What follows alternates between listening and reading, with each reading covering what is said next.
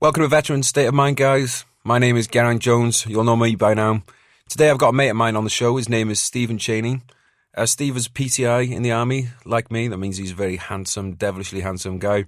He's works as a physical training instructor now, and I've brought him in because a lot of people have had the questions that you've been sending me over Instagram and stuff about how to get fit for the Army, how to stay fit in the Army, how to continue fitness after the Army, and even for those of you who aren't involved in the military. You know, it's something that's on people's minds a lot. So I brought Steven in as the expert. We're going to have a great chat today. Appreciate you guys listening, and I appreciate the support you've been giving me on the books and everything like that. They've all been going really well. So thank you so much for that. Thanks for listening, and I hope you enjoy the show.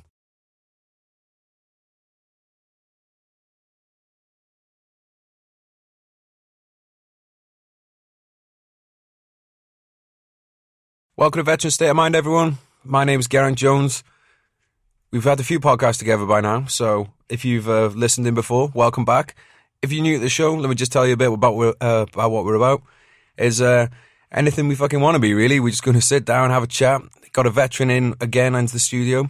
His name's Steve. He's been a mate of mine for about 6 years now. No, 7 years. Met each other in the gym, which is where I meet a lot of my friends, which is, take that from what you want. Nothing dodgy about that. Steve is a personal trainer, was a PTI in the Army. So today we're going to have a chat about all kinds of things, but in particular we want to dive into we're Veteran State of Mind, so we think a lot about mental health here, but we're going to talk about some physical health as well, because I think the two are intrinsically linked. You can't have one without the other and so forth. But anyway, mate, how are you? I haven't seen you for a while. Yeah, thanks for coming. Let me come along. Not too bad at the moment. Last time I seen you, we were both absolutely steaming. Yeah. And I don't actually remember when it was that I parted ways with you, but it was somewhere in Chester. I was pretty steaming. It was a good night. Didn't you go home early, I think? I went home early. But then somehow still managed to come back in super late. So I don't know how that worked. I remember secreting some food in some bushes for later on, which I never went to go back to, and that still haunts me. Yeah, that sounds about right. No, it was a good night. It was awesome, actually. It was good to catch up as well. So just bring people up to speed on what you did in the military, mate, because like myself, we are both graced with the fact that we were not only PTIs but also GPMG gunners. Yeah, so I actually started in 2005 as a reservist. Really, I kind of went through that training, that syllabus, as I was kind of like finding myself and what I want to do. And then during that time, I decided, as any reservist, stick your hand up, let's volunteer for some stuff. So how did that come about in the first place, though? How did the whole kind of military, like kind of worm, kind of like burrow itself into you and get your interest?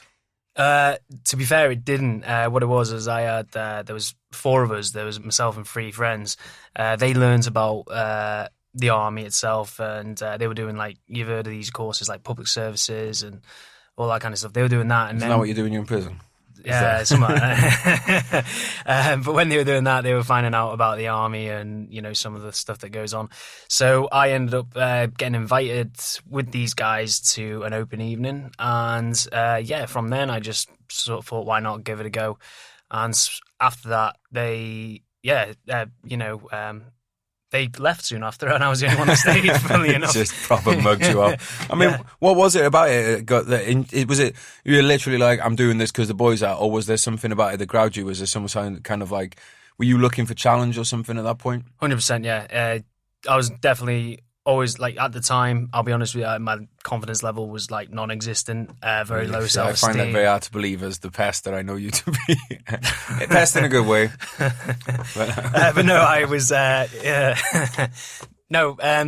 yeah, I was kind of always up for a challenge. I wanted something that could really, bring the best out of me. Yeah. Now, in all seriousness, I'll go back because. So the reason the use the term pest, for those that aren't familiar with the Army, is as a PTI you get this beautiful white vest that you get to wear for doing training. It's called a pest vest, right? And PTIs have this like reputation as being like very highly groomed, very full of themselves and stuff like that. But the funny thing is, just like Steve, I think a lot of the reason that a lot of people end up doing that course is you're actually quite low in confidence to begin with at some point in your life, and then that's what pushes you to trying to be the best at physical training, to be the best at soldiering in general. Is that kind of like the need to prove yourself. And I think that if you were honest, if you went around a lot of PTIs and they were honest, a lot of them have ended up in that position because there's been a constant need to not prove other people, saying necessarily prove other people wrong or anything like that, but to prove to yourself that you can do a lot. Because, dude, I remember like when I think when I was like 16, I couldn't even do a pull-up. And then, Right. you know, this fucking 6 foot wall, bane of my life, getting over stuff like that. And then to be the guy that can get, you know, not just get over that stuff well, but then be the guy that's actually leading other people over it. Yeah. I mean, that shows a great progression in your life, doesn't it? You know, so it's I think, you know, if PTIs are honest with themselves, as well as being chosen for it because of our looks and all that stuff, it's probably because we did have a big chip on our shoulder something to prove to ourselves. Yeah, so as you quite rightly said, I was up for the challenge. I was, as I was saying, no confidence whatsoever. I really needed something to bring, you know, what I really want, well, to challenge myself. And bear in mind, not a lot of people know this, but I was actually a little bit larger in life back then as well. And can we have some pictures I can put on the video? We can get some pictures later, but yeah, check out the video. You know, a lot of people are quite surprised by that, but yeah. So to be fair, as I started progressing through that career, you know, I started learning obviously new skills, how to react, how to basically. I made new mates, you know, mates for life essentially. Yeah. And yeah, it was just really good experience. I kind of say to people that people that like maybe struggling in life, I actually say, do it because you know, you get paid. All right, it's not rock star wages or anything. Yeah, but, for sure. But it can be a pretty nice little base salary and with the bounty in it. So if you're in the reserves, if you complete a certain amount of training and things every year, which is not it's not a very hard amount to achieve, you get like a tax-free bonus which goes up year upon year to a certain point. And that I remember, dude, as a student, that was like super. I felt like it was fucking rockstar wages. Getting a tax-free bonus was very nice. Always nice to get anything that involves tax-free. I think the same, man. I think there's a lot of people out there who would benefit from having some kind of structure, you know, structure in their lives, some kind of discipline in their lives. I had like, you know, with this being Veteran State of Mind podcast, we get to talk about all the head stuff. I had like a really shit night's sleep last night as a right. If you've been on a few tours, you're probably going to get every now and again for no necessary reason. You might wake up in a bit of a sweaty mess, and it's got nothing to do with the penis, and everything to do with a good head fucking. And I woke up this morning, I felt like I'd had the fucking shit kicked out of me. And I'm sure you've been there. A lot of people listening have been there. It's actually mental the power of the mind. Like, I went to bed and I woke up more tired. Plus, maybe, I mean, for all I know, maybe someone did come in and kick the shit out of me during the night. I definitely have some enemies out there. It could have happened. But all I want to do was stay in bed, say, fuck this, covers over the head, not getting up. But for you having a, you know, structure. So what I do in the morning, I get up. First thing, I know it sounds really, really lame, but it actually is so important. First things first, make the bed. You know, that little bit of discipline. Like a routine. Yeah, exactly, mate. Yeah. So first things first, make the bed, go downstairs, do my journaling, go and then get out and do some kind of some kind of fizz, whether it be going to the gym on Op Massive or going for a walk, going for a run, anything like that. By the time I'd done all those things this morning, I felt a bit better. I still felt like someone had fucking battered me. Right. And I probably, to be honest, and when I get in those kind of situations, it usually lasts for a couple of days before I feel like I'm fully over it. Yeah. But that structure, you know, the difference between having that structure and not would have been probably spending the day in bed. Yeah. And like you said, same for me, that structure, the seeds of that were planted when I began, you know, because like I've talked about on the podcast before, I started with the reserves, you know, myself. And like, without going too far into this, like, let's just picture at the time, there was two things going on in my life. One was uni, and the other was the reserves, or TA was it called at the time. So when I was at uni, I had a room to myself, I had a computer, I had high-speed internet for the first time ever because it just come out. Right. I'm a 18-year-old with a high sex drive. What do you think I'm going to spend most of my days doing if I got myself? Like, I am going to be turning something into a pepperami. That's what's going to be going on. So, you know, then to have something where you got to be up at a certain time, you got to shave. And I'm not the biggest fan of shaving and haircuts and all that, but I definitely will say that they're having that discipline of your dress, because otherwise I would have been an absolute slimy toad all the way through uni, like just dragging myself around on a trail of my own spunk, probably. When with that image in mind, did you go to uni or did you go to No, college I and didn't. stuff? I did college. Again, I joined my mates on that public services, but I'll be honest with you, it was a bit of a, I don't know, it seemed like it was a bit made up, that course. Well, someone is probably charging the government fucking Yeah. thousands upon thousands. In fact, let's scrap the podcast and you and me just going to start thinking of some Some entrepreneurial ideas like this. No, I'll be honest. I say I made no regrets, but I could have done something a little bit better with that time. The reason why I say it's like that is, you can use that course to get into uni, but you don't. The idea was like you kind of learn all like the about the police, the fire service, the armed forces, and then for me, I was like, okay, if you need that qualification to get into the fire service or the police, then fair enough, but it doesn't really get considered. And what they probably weren't telling you at the time was, oh, and by the way, there's like one opening and there's 20,000 of you on this course. Yeah, somewhere. So like, that's. But I still stuck it through, and then after the end, that was when I actually deployed. So you went straight out. So you were pretty much you were a bit of a crowbag then. Yeah, when massive, you first went massive. out, massive crowbag. Go on. Yeah. So how old were you at this point? This is just turning 18. Just turning 18. So where did you go at 18? Who did you go to? So I finished college and then I stuck my hand up for it was Telic 11. So Telic is Iraq. Yeah, I ended up deploying with, because our reserve unit was a Cav unit, reserve Cav unit. Okay. So Yeomanry. So Cav, bring people up to speed. Cav is Cavalry. As we talked a lot about the infantry on here before. Unfortunately, I couldn't get any other infantry guests in on time, so I had to settle for Steve, who is from the Cavalry. I apologise to everybody listening. I will get more infantry guests on. We just so you guys give you guys an idea of the timeline. When we've been talking about my Iraq deployments, that was Telic 9, Telic 10. So Steve's just coming in kind of back end of when I was out there. Yeah, so we ended up deploying with the RDG. Roger Gun Guards. Right. They were. And what kind of equipment were you using? Because I know some people listening will get a big boner over tanks and stuff. Right. So at the time, RDG, they were like a heavy unit. So they had a mixture of Challenger 2, Warrior, and right the way to a Iraqi troop CVRT. However, for that deployment, there was one squadron of Challenger 2 deployed, and the rest were Warrior squadrons. I at the time got then deployed as a Warrior dismount. Which was a bit weird because we then ended up having a platoon from one Mercian and we ended up integrating with them. Yeah, Iraq. I was talking about this on another episode about.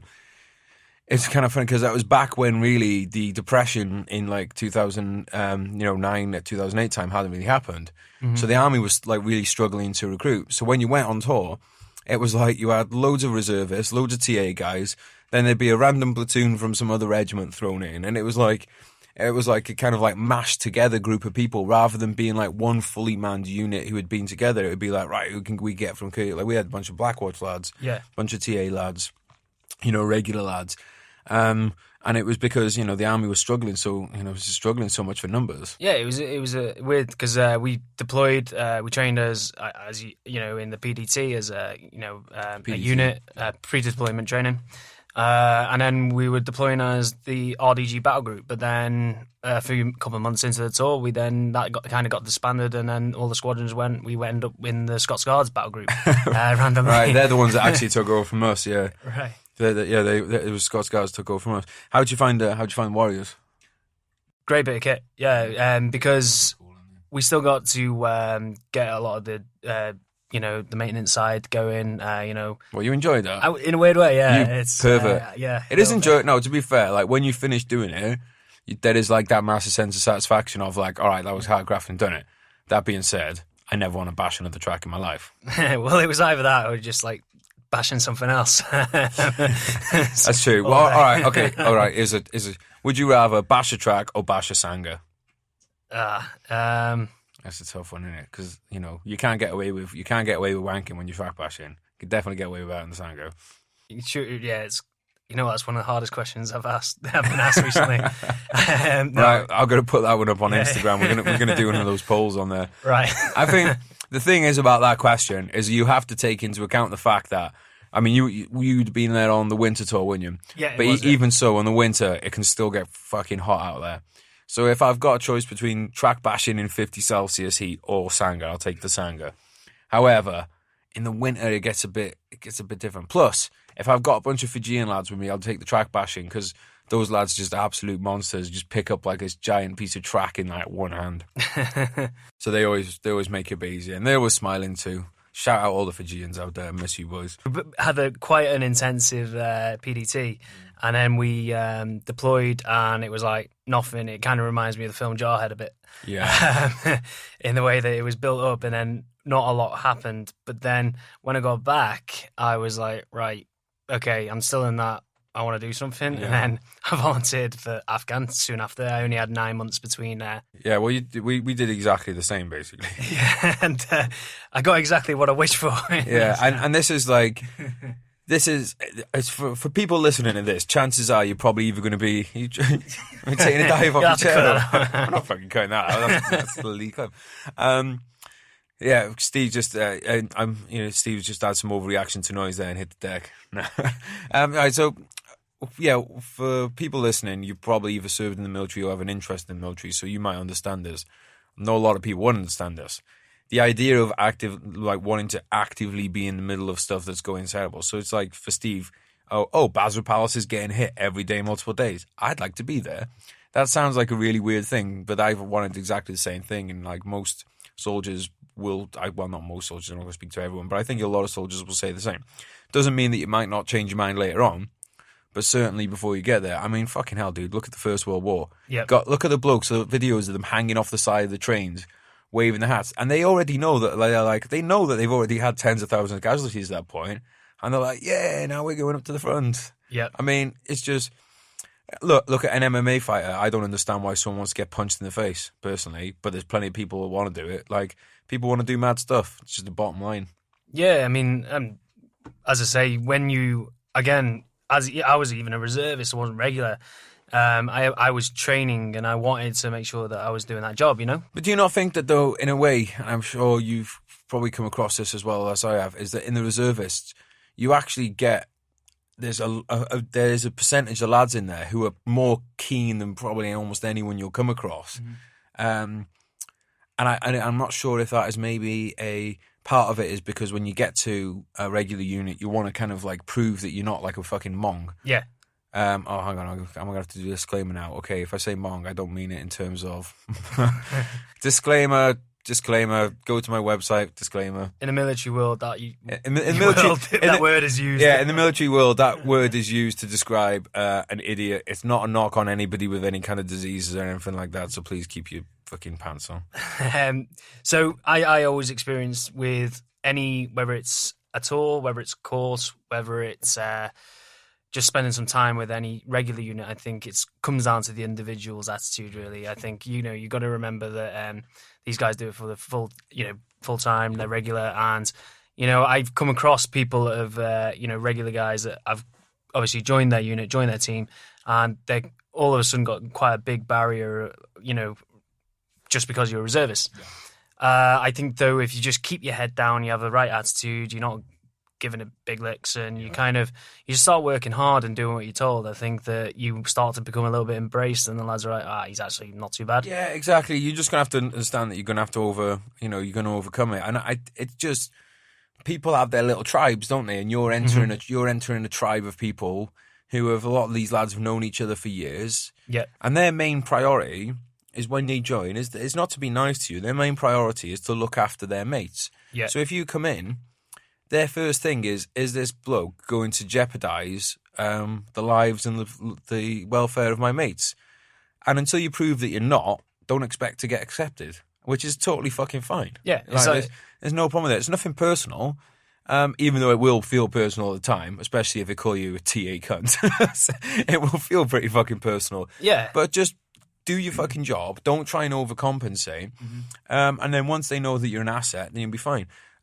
I think, to be honest, it's like one of those things. I actually feel like if you are a reservist, you then probably become the biggest critic of reservists, because when you do see the shit ones, yeah, it really kind of like it. That's partly getting rubbed off on you. So, let's say there's 10 of you attached to a battalion, and 5 of the lads are working their fucking ass off and being great blokes, and 5 are being total fucking liabilities, it's not usually, and this is just a human nature thing, people don't go, oh, well, we do have 5 of them who are doing a really good job. It's the fucking hell, they're all shit. And the other 5 bring you down. And that can really kind of like, I kind of got over it now, but for a while I did develop like a real kind of animosity towards the reserves, even though I'd come from there, because I felt like, I felt like, well, there's a couple of reasons. One is I was, always felt like you were having to you didn't just have to do a good job yourself. You had to do a good enough job to make up for the people who were from the reserves who weren't doing a good job. So that was part of it. The other part of it as well, and I'd love your opinion on this, mate. I don't understand the people that joined the reserves in, say, 2000s and stuff, around that area, who did not deploy, who did not volunteer to go on tour. I do not understand that whatsoever. So, yeah, I've got, like, opinions all over, similar to yourself. Throw them out there. Okay. That's why we're here. I think that starting off for a reserve organisation as a whole, for the people that kind of either don't understand it or the people that don't have a high opinion of it, I think that they miss the bigger picture as well. I think that they, for example, you take the Reserve Med Corps, very crucial, Absolutely. If you had a casualty, no matter how the injury was sustained, there will be reservists on your chain of care right the way from the MERT coming in. The anaesthetist or the paramedic is likely to be a reservist, or not necessarily just likely, but there is probably a high chance. Right the way through to the consultant in the theatre at Bastion Hospital, right the way back to the Queen Elizabeth. There is going to be some reservists along who are, civilian jobs are in an NHS, and practicing. And I can't imagine anyone going, "Don't touch me." Yeah. TA. Oh, what? You're the chief consultant here with 30 years experience. Oh, fucking stab. Fuck off. Right, this chair, mate. This chair, right. So too excited over there, mate. Yeah, there was another example as well. So he wasn't part of my unit. I can't remember his name now, but he was 7 rifles, so TA rifles. He civvy job was a senior engineer on a national grid, and this is in Iraq. Right. And one of the senior commanders was acknowledged the fact that he was like, right, why is he stagging on? Yeah. We're in a country where we could actually utilize his civilian skill. So that's where I think that sometimes on the other, the thing is with that though, what if he wanted to be a rifleman? I'd then be fucking pissed off. So if I was let's say I mobilise now, and then I went and they're like, oh, he's an author. Why is he going out on patrols? We should be using him to write, I don't know, the battalion newsletter. I'd be fucking pissed off. I'd be like, I don't want to be doing that. I want to be a rifleman. That is true. But then I've also met guys where that skill has actually helped them out. So there was a guy who was a chef, civvy job, in a remote fob. Right. Even though he was a rifleman, guess what he ended up doing is but he volunteered to use it if he volunteered, it's a bit different. He ended up kind of cooking for basically my advice to a reservist to be, if you don't want to do what your civvy job is when you go on tour, don't tell any fucker what it is, for God's sake. Yeah. If you telling people, oh, I'm a mechanic, but you joined the infantry because you didn't want to be in the REME, well, you're going to be working on the fucking wagon. So just shut up and never tell people you've got driver's licenses either. Yeah, of course. But I've also met paramedics that are, riflemen. So, think of it from a section level, at the end of the day, if there's an injury in the section, then it's that is because that's definitely a skill that everybody should have, regardless. Yeah. So what do you think about this thing though? Of let me give you a hypothetical, right? And it's not hypothetical because there's plenty of people out there, and I'm not saying it's good or bad, but I'd like your kind of take on it just personally. Let's say somebody joined the TA in 2002, right, as a rifleman. Yeah. They're still in now. They've done 20 years. Oh, hang on, that's not 20 years. I was in the infantry. Yeah. What did I say? That's it. They've done 16 years, okay? Yeah. Okay. Yeah. So he's someone who's in the old drinking club. They've done 16 years. They've never once done an operational tour to Iraq or Afghanistan. What would you be your, and let's say they're in a combat arm as well. Let's say they're in an infantry battalion. Okay. They're now a sergeant or something like that because they've done a couple of courses. What is your thoughts on that? Because I'll give you mine, and but yeah, let's have yours. Okay, so mine would be, I'm still on 2 fronts. One is I'm gonna agree with probably your opinion, which is screamer. Waste needs to either commit to something or get out.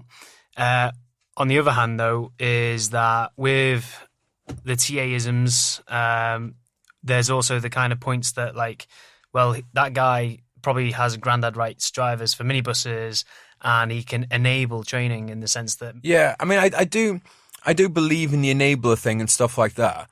From a personal point of view, though, I can't understand the mentality of someone who is in an organisation which... like the army is there and to fucking deploy and go on operations, and there's been loads of opportunity to do it. And I don't understand someone that is in that position, who just not even one tour, right, in like that 16-year period. I don't get that. Now, if they do want to be because what it boils down to me, and sorry if you're listening and you fall into this category, and if you beg to differ, please let me know. It just seems to me that it's wants to wear the uniform, wants to have the photos taken, wants to be in a drinking club. And if that is the case, then I think there should be maybe a separate, almost like a separate tier system, where you have like people like that who join, who do not get the same pay, the same bonuses and stuff like that as lads who are actually fucking actively going out on tour. And yeah. I mean, they should. Yeah, but it's difficult to do that, isn't it? I think it is difficult in the bigger picture of things. Like, we all know who's decent and who's not. Yeah. I think I just find the problem I have with them is how skewed the structure is. So if you look at regular army structure, you got lads coming in at the bottom with no experience, right? Yeah. And then you go up the ranks, and the higher the ranks you go, the more experience there is. Right. So by the time you get your sergeant major who's doing 22 years, he's probably done, fucking hell, he might have done 7 or 8 tours or something. Yeah. Your full screw's probably done 3 tours. Your platoon sergeant's probably done 4 or 5. And this would have been the same with Northern Ireland or whatever like that. In the TA, the structure goes very fucking weird the other way. You got lads across the bottom who have done tours, because what happens when they go away on tour is they miss the promotion courses. Yeah. Lads who aren't going away are doing the 2-week promotion courses. So let's say 2 of you joined in 2006, right? And one of you goes away and does a tour of Afghan, tour of Iraq. The other lad doesn't. By the time you come back to the reserves, you've done a tour in Iraq, you've done a tour in Afghan, he's done a 2-week course for his... a 2-week course a couple of times. He's now a fucking sergeant, and that makes no fucking sense. Yeah, no, that kind of happens. I missed a board because of a deployment, and that happens. But I'm in it. But do you not think that's a bit of an issue when you're the weight of experience is across the bottom rather than the top? Well, I always think in the end it'll always pattern out. Like, for example, once you start using that experience in training, the boys are gonna acknowledge that themselves. And but unfortunately, it's not promotion by committee, is it? It's promotion. It's not, but... And I do think, and I'm sure it depends on regiment. What I noticed, and when I was working, doing the anti-piracy work, I came across with a lot of lads who had tried to go down the reserve route when they'd got out the regulars, who'd all left because they all saw... And this might have been us being a bit kind of tender, but we all felt that there was a kind of push against that experience, which kind of makes sense, because if you have been around and you haven't done any operational experience, stuff like that, you're probably not going to want to be taking a fucking maths lesson on IEDs or whatever, and then have some private in the background go, actually, on my 3rd tour of Afghanistan, that's not... Do you know what I mean? Because it messes up that natural order of things, that hierarchy. Yeah, I mean, like when I deployed, I got back and there wasn't actually many people that had been in kind of a kinetic tour of any kind, really. There was some people across the regiment. There was ex-regulars that were coming in that was also had that experience, but there wasn't many. Yeah. I mean, the way I look at the TA now is stuff is if you want to do kinetic stuff, if you want to do the tasty stuff or whatever you want to call it, I think I look at it as a great way into doing that. But I've never really come across many people who have then gone back to it and been okay with it. Which is fine, because it doesn't necessarily have to be, it doesn't have to be that. And like you said, mate, there's maybe the way to think about it is just to think of it as there's a lot of these people who are going to be in there forever, who aren't going to do any operations, and they're just there to facilitate the training of that 25% that are going to go on and fill regular spots. Maybe that's the way to look at it. I certainly can't personally look at the TA as a a legitimate fighting force as a whole. Like, no, I just can't. I just don't see it like that. So, and the problem when it comes to that is when they start saying things like, with these recruiting numbers now, well, we can have a smaller regular army and make up the rest with reserves. Well, I just don't see that happening, because you cannot take your average TA sergeant and put him into a regular sergeant's job. You just can't. And I'm saying this as someone who came from the reserves. I'd love if it was the case. Just be realistic. It's just not. Yeah. You know. But no, I think the way to look at it is just like as a unit, as a organization, that it can just turn out individual replacements, really. Again, I've got friends still in, and you know, I know that the quality of training's gone up. There's a lot more integration, which is which is fantastic. I think it's really good. In fact, I think it's better than ever. Back from my days, with some of the training that was being like flashing headlights to simulate a contact. Again, what you're telling about people that go away and then don't come back because of the level. You can't go from like a kinetic tour to flashing headlights to simulate contacts. But the idea is that though it's better. Like my mates are saying, you know, they're going away all the time with regular units. Yeah, I think I've heard about that. I think it's fucking awesome. Because there used to be a real big and there was no need for it. But I think it came from people having their train set. Yeah. And not wanting it to, like, what? Because think about it, dude. It made absolutely no sense to not go away with regular battalions for training. No sense whatsoever. And I think it was, people knew that if they went away, then they would lose their little train set. And I think it's great now that it's come through that is part of the that is part of the training. Obviously, like that's we had Sean Jones on for an episode, and he was talking about how. His battalion, you know, they do a hell of a lot of training together, and I think that's really good to hear, because the other thing as well is I think that you need to give opportunity to these people, because they're not going to be able to do, say you're a sergeant in the TA, right? Yeah. You're not going to have the time to go and do the full-length senior Brecken course or anything like that. But that doesn't mean that you can't get a lot of command appointments where you get a chance to practice those skills. So it's about giving as many chances as possible to do it, because then if you do go on tour, you know, maybe you can actually step into a platoon sergeant's job rather than be a glorified private carrying a piece of ECM, but costing twice the salary. But it's as again, friends I've been talking to still involved. You know, the cadres are getting opened up. You know. Which again means that they've got to hit the same standards to be able to pass the course. Which at the end of the course they will be competent. It's taken almost 20 years for this to happen, but it does definitely sound like there is a lot of movement in the right direction on it. So that's 100%. Awesome. Right, so let's move on from that then. So you got back, did one tour, didn't get everything out you felt like you needed to. So, as anyone with sane mind does, you go and volunteer to go to Afghanistan. So I volunteered again, pretty much.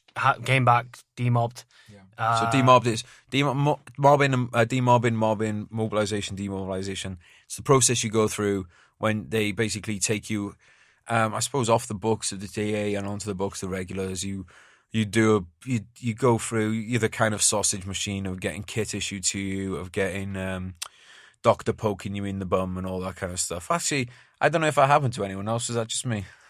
No, I didn't get poked in the bum. No, it's the balls. It's the hernia. It's the hernia cough, isn't it?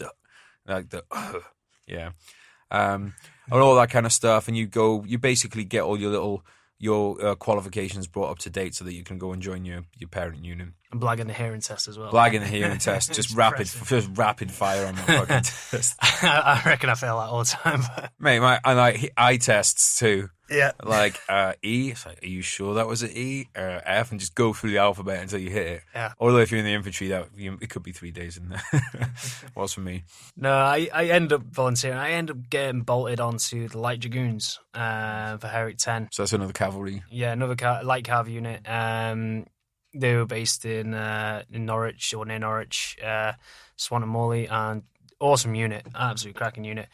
Really good lads with that. And So this is a really fast turnaround for you then. Like how long are we talking about from you leaving Iraq to getting into leaving Iraq to getting into Afghanistan? 9 months. 9 months. So from the day I left to the deployment date. Dude, I fucking wish I had your admin person. It took me fucking loads longer. And they even were courteous to send me on my 21st birthday as well.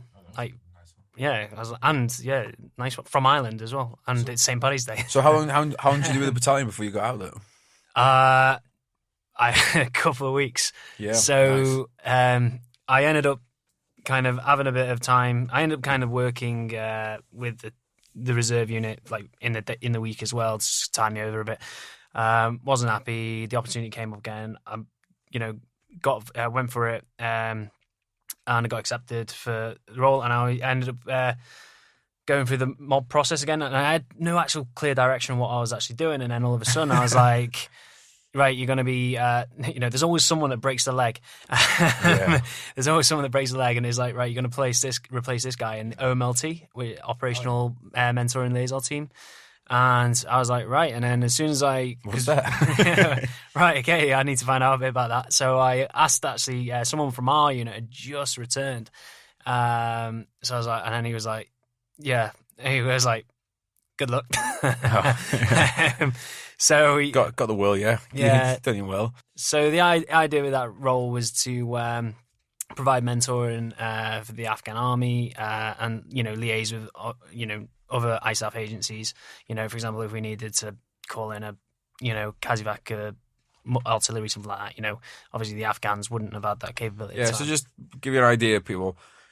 Obviously, when we were out in Afghanistan, all that, a lot of the troops out there, part of the overall kind of NATO operation, they're Afghan troops, but they don't really have the skill level or the technical ability of American, British troops or whatever. So it's the usual score is to just embed like a team of British, American, whoever troops in them. So it's the idea is that they do their own fighting, but then you go along with them to coordinate with the other. There might be British call signs in the air, there might be British call signs on the flank, and all that kind of stuff. And you're trying to make them be less shit, I suppose, because if they had their own way, it would just be get high as fuck on opium and weed, and then walk around firing from the hip. Oh, they were still doing that. No, yeah, right. Hang on, but without any air support. so this way, at least they get some air support, and that way they might actually win. They might actually win the contact. Yeah, because otherwise you're just asking them to. Because I got to be honest, like tactically, I always thought the Taliban were pretty switched on. Mm-hmm. But the ANA and stuff, just like a bunch of fucking drunken pirates. They were difficult sometimes. But no, we ended up like I literally only mobilized. So and then I did the OPTAG, so a little package you do before, and usually most units go on to do their PDT. But it was like, no, you're going Sunday. Straight out, sweet. So I met up with a team. I had like about 24 hours with them. We then went to Northern Ireland to deploy from Northern Ireland because at the time the brigade HQ was based out of there. 19 Light, was that 19 Light Brigade? 19 Light, yeah. So it was, but that was a bit weird because we actually pretty much did nothing when we arrived there. We were kind of meant to go through some training, but never ended up happening, which was kind of like, I was quite shocked. Drug awareness courses, so you know what the Afghans are on. Yeah. But no, we got out there and we ended up being in Camp Tombstone, which was beautiful. Yeah. So welcome to Camp Death. Yeah, which was the American part of the Shorabak, which is the Afghan camp. So it sounds mad, but like I spent next to no time in Bastion in the entire deployment. There, so don't want to be there.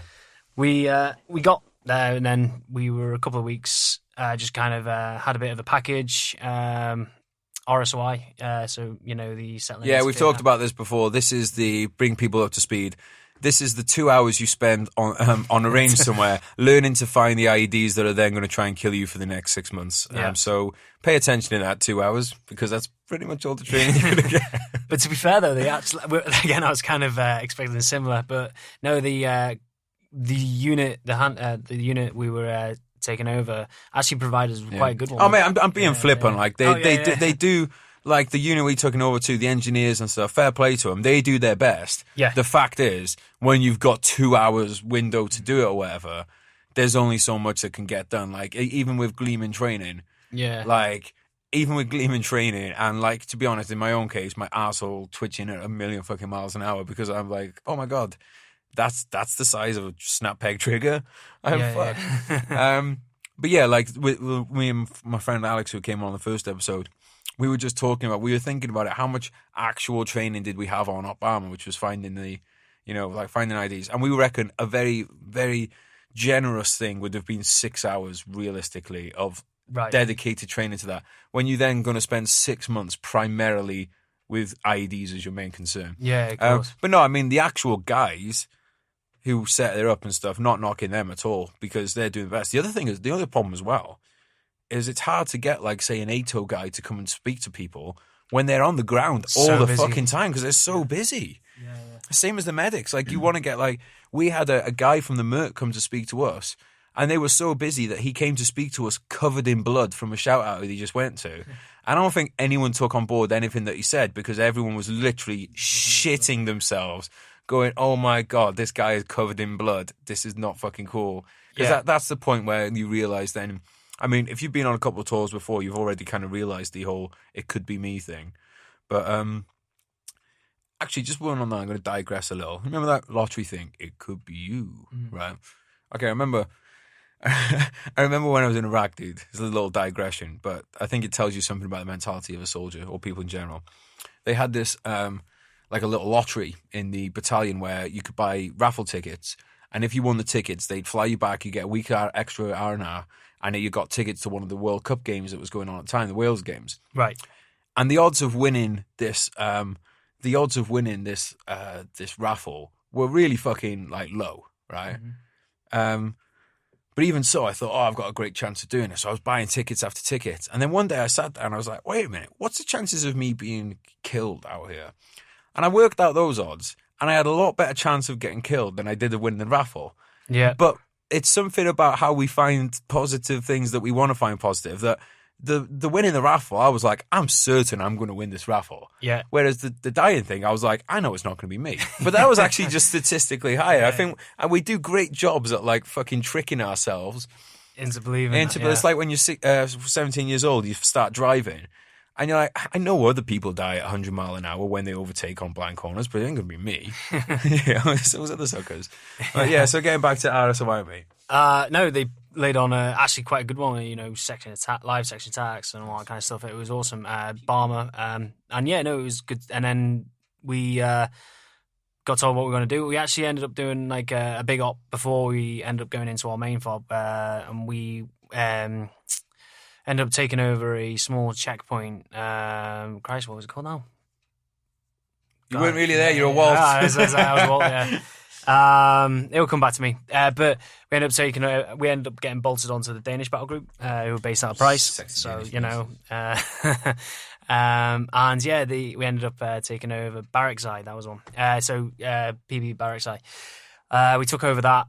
We expect, again, huge operation that we were expecting all kinds to happen, and pretty much because of that show of force, they obviously didn't do nothing. Yeah, I mean, to be honest, that is a constant that you hear a lot of time. Like, I did that book No Way Out with Major Adam Jowett, who was talking about Free Para Battle Group 2006, and he said when they went into places with a couple of companies, didn't even have to be a battle group, like a couple of companies, maybe an armored company in CV, or like in a like Estonians or something like that, and some air up, nothing really happened. Yeah, well, it's like if you got overmatch, they're not, because they're not daft.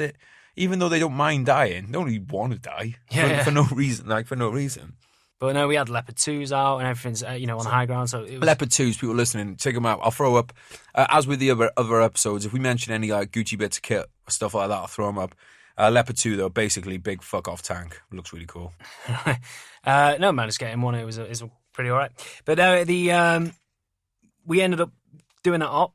Great, success, no casualties or anything. Nothing happened really. Great success. And then we ended up getting sent back to Tombstone, and then it was like, right, you're off to a place called Fob Keenan in the Upper Gresh Valley, and that's where we spent the rest of the tour. And you were Jimpy gunner up there, were you? Yeah, I got given the GBM. I call it the 3-foot boning that kills Yeah, people. it's it was a good bit of kit.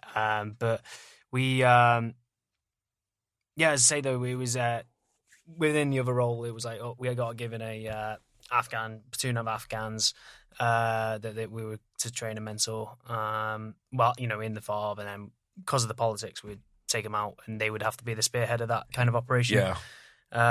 So we'd normally have our 8-man team, and then we'd have a bolt on, say like a Simic geezer for his hearts and minds. So, yeah, Simic geezer is like a person that's kind of like a government type dude, really, aren't they?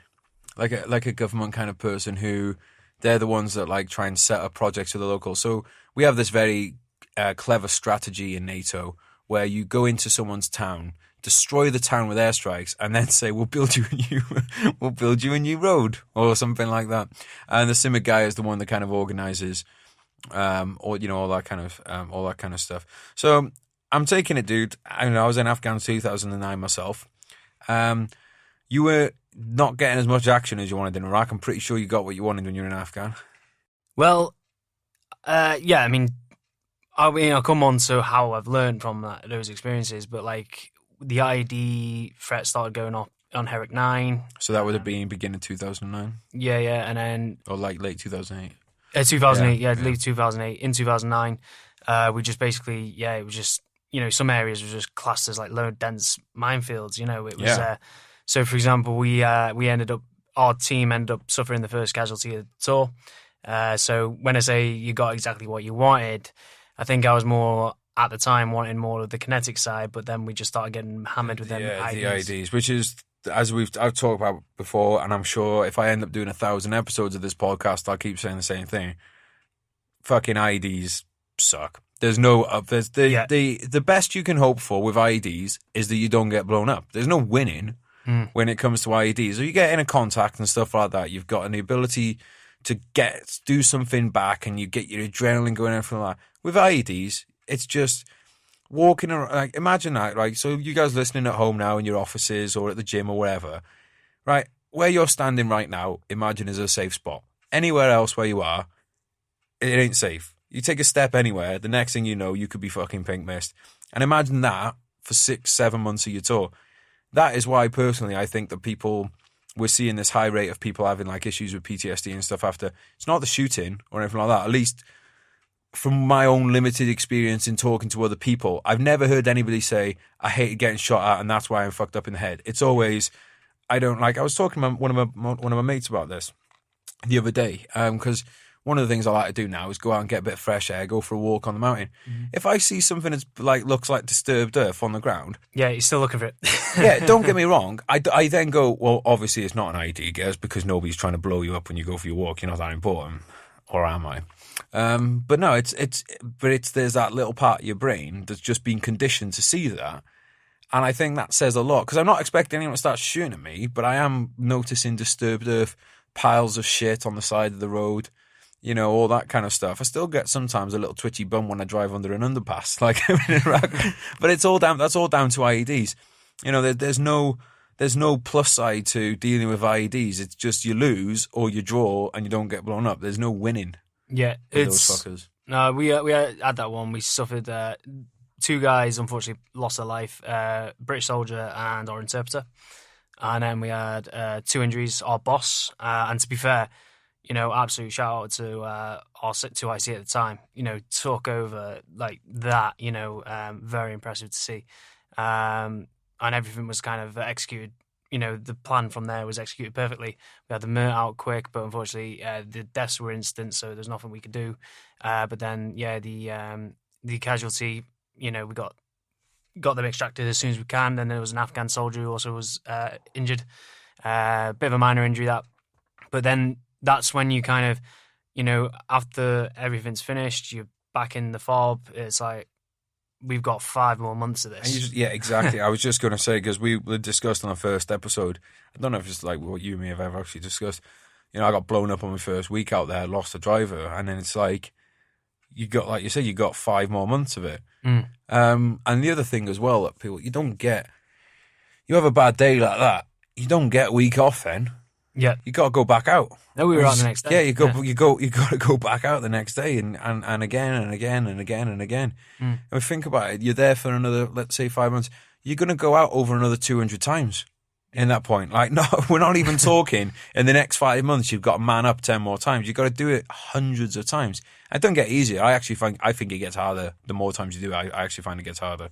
But my personal belief. Over the rest of the time, I mean, it was just getting like, op minimize was on constantly. Again, for those that aren't aware of op minimize, it's like when all communications gets cut off to the outside world because they're trying to notify the family of a death or a serious injury.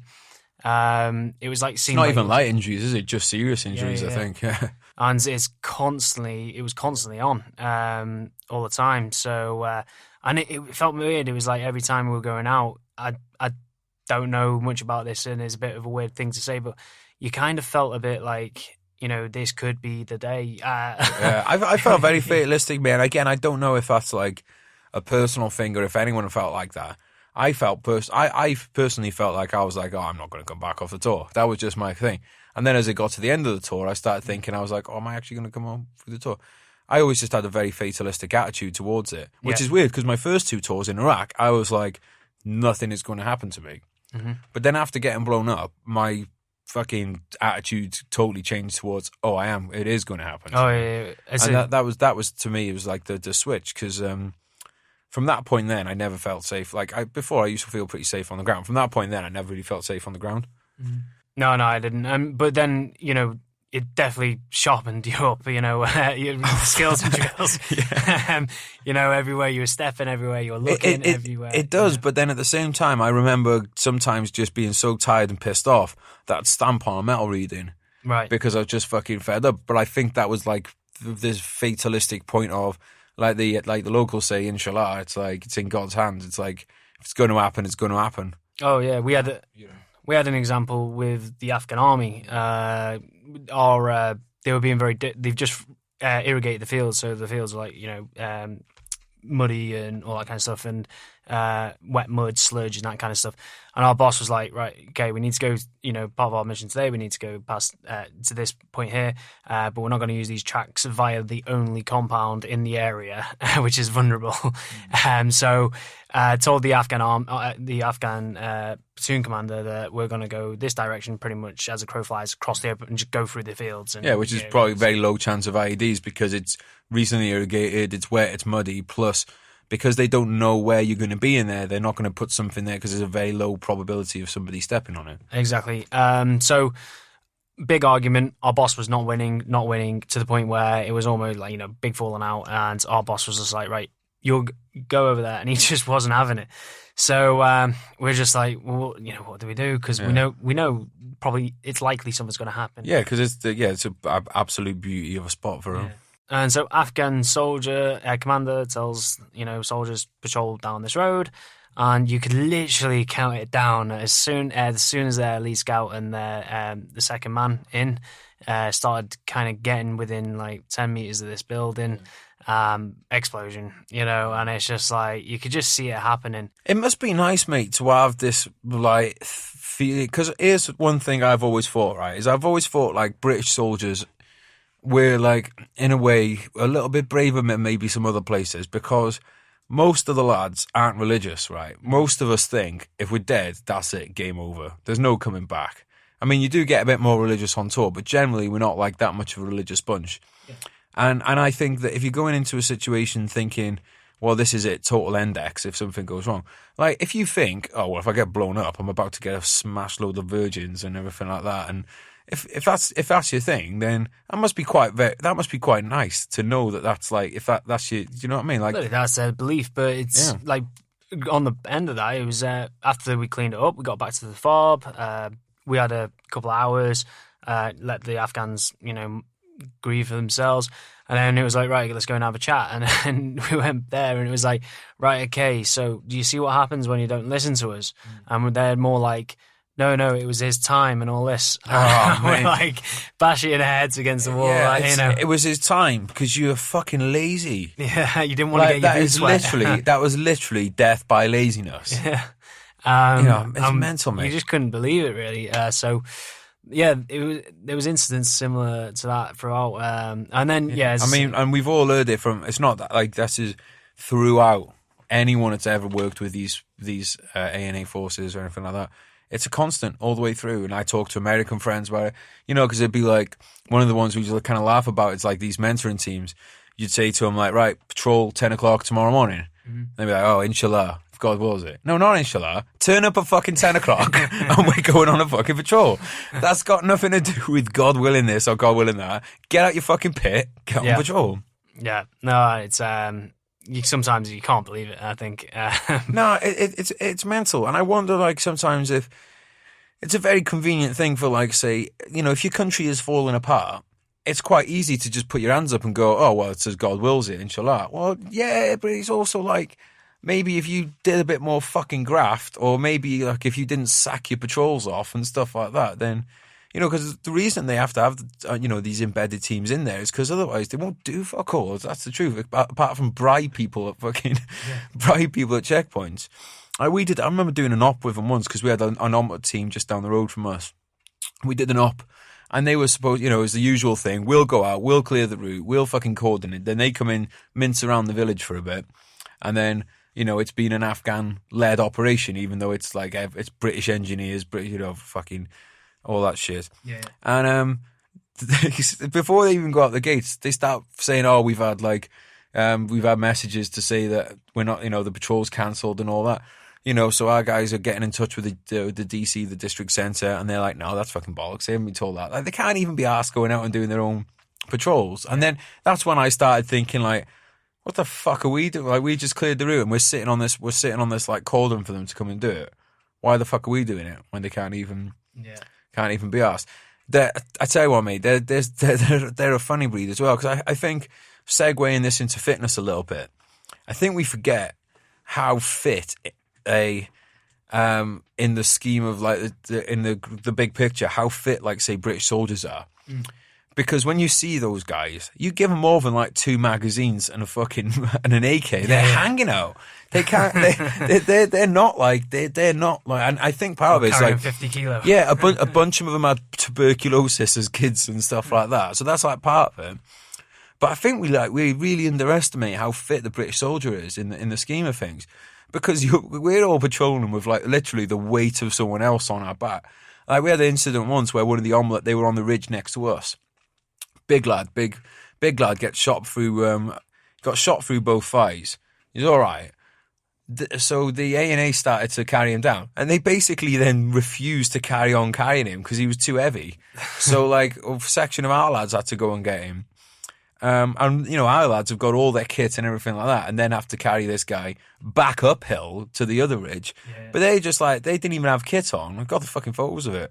They didn't even have kit on, and they were basically just like, yeah, it's too much like hard work. This, just put him down. Just wouldn't do it. Yeah, it's fucking mad. But I suppose it just comes motivation is training. It's training as well. It's training, and fair play. This is one thing where, like, we might not have had the best instruction in some things and others, and I do think that our training does get very good, as we do need to learn these things. But one thing that I can never say I think was lacking in the British Army has been fitness. I think that fitness is there's definitely the slogan as well that, like, fitness is the cheapest form of training, and, like, it doesn't matter how fit you are if your fucking drills suck. Don't matter, unless you're going to run away, in which case it might help. But I think that is something that even in the time that I was in, I saw how there was already, like, a really good kind of, there was an adaptation towards battle fitness rather than shorts and PT fitness. Shorts and t-shirt fitness, sorry. It's always going to be relevant. I mean, I think that especially military training started embracing that a while ago anyway. But, functional, what's the point in just going for long marathon runs or long 8-milers? Exactly. If you're going to be crawling around, dragging and pulling and, And what we have to take into account as well is that in fitness as a whole, the last 20 years has been a revolution in fitness and sports science. So, like, it's not like before there was this evidence to say, hey, this is the best kind of training, and people were mugging it off. People hadn't really thought about it and thought about functional training and all that kind of stuff. And I think, to be fair, I think the Army, and I honestly think that the American military, especially like a lot of your kind of special forces guys, these are kind of being on guys who've been on the forefront of restructuring the way that people think of, the way people think of training with, functionality and things. So talk us through like what your kind of like approach is to fitness. So, I mean, for those that I've got my own like gym. It's a PT studio only. But yeah, I've got a few guys, coincidentally, military as well. Yeah. Only because we are actually getting a position opened up again for the gym, but it's we do all kinds of functional, and for function for us is like replicating things you're going to do every day, tasks. So, if you would, to improve standing up and sitting down, you would look at basic squats, for example. If you're going to, and this is like, not just talking military, we're talking like people in everyday life, Well, most people, like, let's be honest, mate, most people can't stand properly or can't sit down properly. I mean, this is a real thing with people. It's like, I've worked as a PT as myself, being a PTI. That's how we met. And I think it amazed me when I first came in because, coming from the background that we came from, my first experience of teaching people fitness was being able to make them run around with a big fucking log. Yeah. And then you go and work in a gym with someone and you're like, okay, I want you to stand up onto this box. And they can't. And they're holding on to something to and then you're like, Jesus Christ. So like, what, how did you find that kind of transition from like dealing with soldiers to dealing with like civilian, clients? Well, with military, most people are motivated, disciplined. You ask them to do something, something happens. You're the authority. In civilian life, you can be told no. Not in my world. Yeah, you can be told no. You can be told, and you can scare people off. And from yes, we've had this conversation before with like kind of. I don't think a lot of people, PTs in general, don't understand how hard it can be. Dude, it's so fucking hard to get into. So basically, and this goes for a lot of jobs as well. So, but PT's like one of the main kind of culprits. There's companies out there who make a lot of money by training people. So let's say they're one of those companies, and they'll approach people and be like, "Hey, you could make 60 grand a year by being a PT." Now, the way where they've come from that number is by taking the best case scenario, like let's say you're earning an hourly rate that would apply to say somewhere like London, right? And then applying that by like the maximum number of hours realistically you could work each week. Yeah. And then they say that's what you could make. The reality is that most PTs fail within the first 3 months. The reason that they fail within the first 3 months is because usually the way that deals are structured with the gyms is that they won't have to pay rent to in those first 3 months at the gym. Because what people don't realize is that these freelance personal trainers working at the gym are having to pay the gym to be there. Yeah. And even in a small town, like we're not even talking like London prices here, but in a small town, you're probably looking at least 500 quid a month. So before you've even made any money a month, you've had to have made 500 quid just to pay your rent.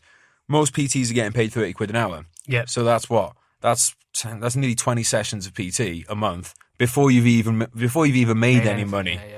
Yeah. I think from my experience, so I got a figure that this was 7 years ago when I did my course. This was 1 in 9 will still be PTing after the first year. I mean that is ridiculous. That's like so, like, dude, that's crazy. And here's so and each one of those 9 will have paid probably what, 3 grand to get the course done. Yeah, pretty much similar on average. From one of these course providers. So the idea that one of them, and that 1 in 9 as well, how many of those are actually, so they're still working as a PT, how many of them are actually making a decent living as the PT? How much are making the 40k, 50k, 60K? Exactly, that's probably something I guess, like my guess would be 100. And I agree, it's like I didn't start making anything for ages, talking best part of 2.5 years. Some people done well and get it and do it straight away, but I think that especially with the way PT and fitness is portrayed, particularly on social media, I think that people's expectations are a bit too high before they get started. Now, even though I'm not going against ambition, I'm all for people promoting themselves and all that, but they don't quite understand the, you're going to be training people at 6 a.m. and then your last session could not finish until 9 p.m. and all the sessions in between.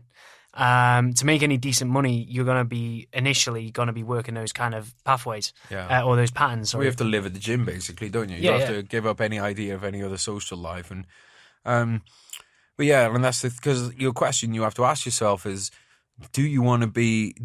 Are you going to be strict and say, this is the hours I'm willing to work? Yeah. So let's say you say, okay, willing to work. The hours I'm willing to work every day are 6 a.m. till 12 noon, right? Mm-hmm. Because the other thing as well is, if you're a good PT, there's going to be your hours outside actually dealing with the client. You're going to be writing programs. You're going to be doing all that kind of stuff as well.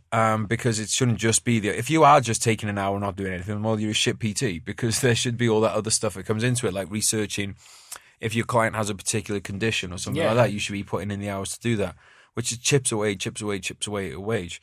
I still think it's a great job, but I just think it's one of the most misrepresented jobs out there. Oh, usually, because once you get into, you can look at the structure, but what if your client doesn't want to train at that? But you're going to tell your new client that you need that money for? No, because I've blocked myself out at that time. You're probably going to say to make sure you exactly because you're going to be hanging. You're going to be hanging out for the money. Cash, You're going to be hanging out for the money. I think the way that the system is set up for it, it's kind of like unfair on client and PT as well, because I think the way that it works with like, it's like driving lessons, right? The driving instructor would make most off that client if he kept them in lessons forever. Yeah. But he doesn't, or she doesn't. They try and get them passed through the test. Of course. Whereas a lot of PTs, you can actually just see that there's no attempt to really progress the person. They're just they see them as a cash cow, and they try and keep them, for as long as they can. It should be, if you've got a reputation as being a good PT, you will not worry about having more clients coming in. So you can, take someone's from, let's say you started at seeing them 3 times a week.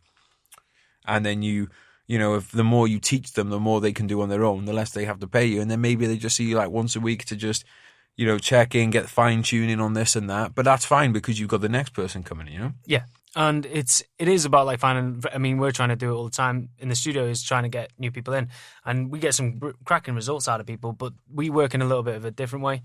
But when I was freelancing, it was just hard, but it was like, but you got to constantly be on top of everything all the time. So what are the biggest kind of differences you notice between PT in the military and the civilian world of kind of like fitness? So there's definitely a niche for military fitness. Obviously, you've got BMF, which is obviously quite a large company on that, and then boot camps based on with ex-vets. Are they still like boot camps still like really popular? They are, yeah. So a lot of circuit training style is still quite popular, yeah. And I mean, but the fitness industry is always evolving. There's always new concepts coming in that you've got to be able to adapt and try and catch and see how you're going to work away around it. Are you going to create something new yourself? It's just all based around what people are actually looking for. So we talk about like kind of military fitness, for example, if I had one of my clients who's never been in the gym in 20 years, really self-conscious, she comes into our studio and she's like, right, I want to build some strength up. And if I'm like, right, okay, burpees, I'm not going to see her again. Bastardos. Yeah. We're just going to burpee for an hour. It's not going to happen. But we have got the people that like kind of, are quite fit and can do a lot. So therefore, it's about adapting to the person's individual's level and also their psychology as well. Some people might not be responsive to the authoritarian kind of just do it, get down and do it. Some people might need to be inspired somehow, or there's definitely not like a one size fits all with people. No. I think in some ways, because a lot of people would think, and I was included in this, it's like, oh, I'm an Army PTI, therefore people will flock to me for clients. But it's actually, for every one person that will come to you for that, another will not, because the truth is that some people are very intimidated by the idea of fitness in general, and they think that all Army PTIs will just be shouty, give me burpees. Yeah. Whereas I think, to be honest, one of the best things I learned from being a PTI was that you have to tailor your approach, because what works with, if you've got like a real high achiever in the battalion, you could say to him like, right, this is what you're going to do, and set him an absolute Tarzan fucking beast of a course like that they'll relish because they want challenge. Whereas if someone's coming in a remedial PT and you're trying to get them up to just a basic standard of passing a test, if every morning you say to them, tomorrow I'm going to fucking beast you until your eyeballs bleed, which when you're a PTI is quite a tempting thing to say, that they're going to stress out over that. And if people are stressed, you're not going to get the best results out of them. Not at all. And, we have a philosophy, because, again, it's not just myself. We've got Graham, Ricky, ex-Mercian, and Graham, ex-RAMC, Medical Corps. Graham was a PTI as well, and it is just tailoring it to that individual. They just won't be responsive, and it's kind of like that's the whole coaching process. Though is like, from a business point of view, we need the business, so we need people to want to come to see us. Yes, absolutely. So here's the thing: when you're like I said, the thing is about the army is even though there is a lot of emphasis put on leadership and everything like that. Basically, when it boils down to it, is people still have to do as they're fucking told. So as much as you might want to do more for a good leader, you still have to do stuff for a shit leader. And that's the same with being a PTI. So a PTI could actually be really shit at what they're putting on for blokes. Blokes still got to do it because you're in the army. Yeah. That doesn't fucking cut it in Civvy Street. How did you learn to become this person, become this businessman who encourages people to come in rather than, because it's not a skill that really gets taught to you in the military, is it? Because if you're lazy, you can just get by with well, I fucking said do it, so do it. Well, for me, it starts with how people know about you and what they, results do speak volumes, and word of mouth does. I'm terrible on social media. Like it's, I'm not very. It's because you're always sending me dick pics on there. Yeah, seen it today, right? But no, it's literally how you can portray the way you like. So we're quite humble on our approach. We don't give ourselves like necessarily big licks in the sense of like branding ourselves as number one or trying to portray something we're not. So it's not like come to Steven's Death Corps Army Mega Training Camp thing. Of course. So for those that are really those, especially on the civilian side and the military, I suppose, those that are very kind of self-conscious and think, "Oh, I really need to kind of get training, but I'm a bit worried about the gym," or whatever their limitation is, whatever's stopping them is. What we do is we just start off by just coming and have a chat, and how offering that private environment is kind of key to what we actually do. We get a lot of people that enjoy that.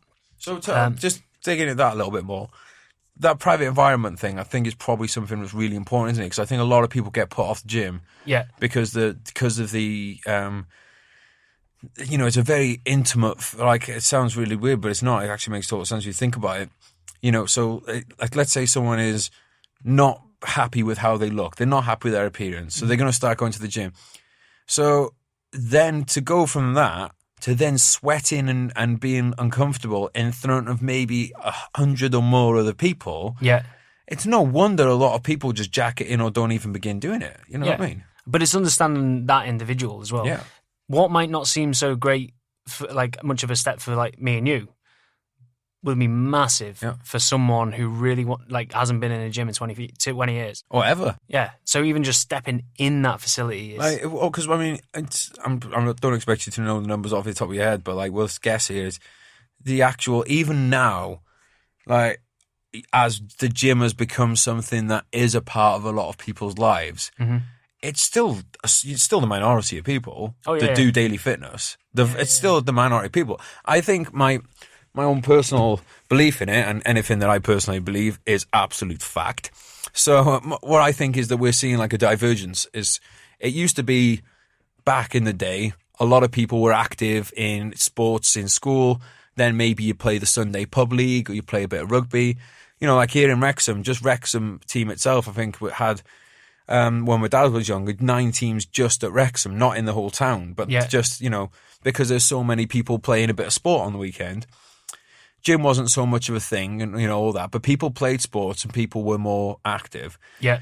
Now I think we're kind of doing this divergence where you've got people, because there's definitely less sports teams and stuff like that now, but there's a lot more people that go to the gym. However, there's also a lot of people that just do fuck all. Yeah. So there's this, I think we're starting to see, like, you look at movies and stuff back in the day with guys who used to be the big guy back in the day. Fucking hell, man. I could go to the gym, I go to Wrexham right now, pick out 20 blokes who are bigger than this old Hollywood A-lister who was known for his muscle. You go out on the piss now, you see a lot of people in really good shape. Yeah. On the other hand, you see some fucking houses walking around and big houses of jelly, and that's not something you used to see before. So it's a weird one. We've got this like this kind of like, on one hand, people getting fatter and less fit. On the other hand, people caring more about it. But then I think the problem with that then, or not necessarily a problem, but the issue is that then if you are somebody who's gone down the bowl of jelly route and you want to get in fitness, the other side looks so intimidating that it's very hard to come across for it. And like, I fucking had periods in my life where I've been overweight and felt terrible about it, and I haven't wanted to fucking go out to the gym. So but then we've got these places like Planet Fitness where they condemn anyone that trains hard in there. How is it that we can get people from one side to kind of meet in the middle with the other? Right. So, I mean, again, it comes like expectations. People want results yesterday whenever it comes down to, and it's about trying to get people to understand their own expectations. That if they don't train, they're probably not going to get the results they want. Right. If they don't eat well, they're not going to get. Pretty basic, doesn't it? And it sounds, but some people actually, mate, I totally get you. Actually believe this. I think that for me personally, my personal opinion is I think it's absolutely bizarre that people don't want to look after their most important possession, which is their body. Because we're not even talking about trying to get laid here. We're just talking about not dying. Yeah. But then, some of these people talk about like kind of some of the goals that you hear sometimes are so grand. So what would be some of the things you kind of like? It can be anything from like, I want to lose, I want to lose stone in a month. I want to lose 3 stone in 2 months. And is that just because people just don't know realistically what they can achieve? I think so. So from a coaching point of view, it's to actually sit them down and say, right, okay, why don't we, rather than go on an 8-week transformation program or a 12-week or something that's short term, where data actually shows us that people will achieve those results, but then pretty much undo all that work and more. And that data does show us that. Why don't we look at a more sustained approach in the sense of let's break everything down. So rather than in January, where I'm sure you saw it when we were in the gym together as well, is people that you've not seen from the previous January coming in, training 5 times a week, and then switching their diet from pretty unhealthy to pretty good. And then you see them for about 3 weeks, and then that's it. They crash and burn. You see them, they'll be back next year, do the same thing. Whereas, why don't we just break that down and go, well, let's concentrate on just doing 1 session a week and then anything else is a bonus. But in there, rather than do 3 weeks of 5 sessions, which is 15 in a year, let's do 1 session a week for 52 weeks. There's 52 sessions. Yes. And then as you build a habit, you add to it and all that kind of stuff. And people, but I think as well, it's one of those things you start enjoying, because at first, it's fucking like, if someone hasn't exercised for a while as well, God, it fucking hurts, and you might struggle to actually do more than one. Yeah. But then once that kind of uncomfortableness then starts to come with the reward, you want to do more. Yeah. And then it gets to the point where, like, I think you and I both are now. Like this weekend, stayed up, went up to Glasgow for the weekend, and I went down to the reception at the hotel, and I was like, "Oh, where's the gym at?" And they're like, "Oh, we haven't got a gym here." I was like, what? The fuck do you mean you do not have a gym? Because I was missing 1 day of training. Yeah. But because the feeling from doing it is such a nice feeling, It's like banging one out. It's like you don't want to not go without busting a nut in your life, do you? So why would you want to go without it in the gym?